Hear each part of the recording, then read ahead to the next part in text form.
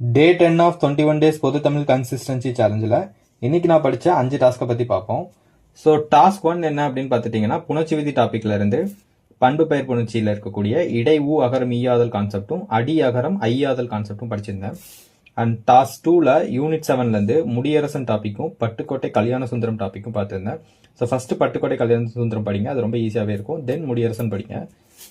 And task 3ல பார்த்தீங்கன்னா திருக்குறள் டாப்பிக்கில் அதிகாரம் பெயர் பெரியாரை துணைக்கோடல் அப்படிங்கிற அதிகாரம் இருக்கக்கூடிய முதல் 5 திருக்குறள் இன்னைக்கு படிக்கிறோம். நேத்தோட அரண் வலியுறுத்தல் கம்ப்ளீட் பண்ணியிருப்போம். ஸோ இன்னைக்கு புது அதிகாரம் பெரியாரை துணைக்கோடல். இதுவும் ரொம்ப இம்பார்ட்டண்டான அதிகாரம் தான். ஸோ இதையும் எக்ஸாமுக்கு தமிழுக்கும் ஜிஎஸ்க்குமே யூஸ் ஆகும். ஸோ இதை நல்லாவே படிச்சு வச்சுக்கோங்க. அண்ட் டாஸ்க் 4ல யூனிட் 2லேருந்து நேற்று நம்ம படித்த மறுவு பெயரில் இருக்கக்கூடிய கண்டினியூஷன் இன்னைக்கு படிக்கணும். அண்ட் டாஸ்க் 5ல பார்த்தீங்கன்னா சந்திப்பிலை டாப்பிக்கில் வல்லினும் மிக இடங்கள்ல இருந்து 3 கான்செப்ட் இன்னைக்கு படிச்சிருக்கேன். ஸோ டாஸ்க் 1ம் டாஸ்க் 5ம் எப்பயும் போல யூடியூப் பார்த்து நல்லா படிச்சு வச்சுக்கோங்க. So good luck to your challenge. Thank you.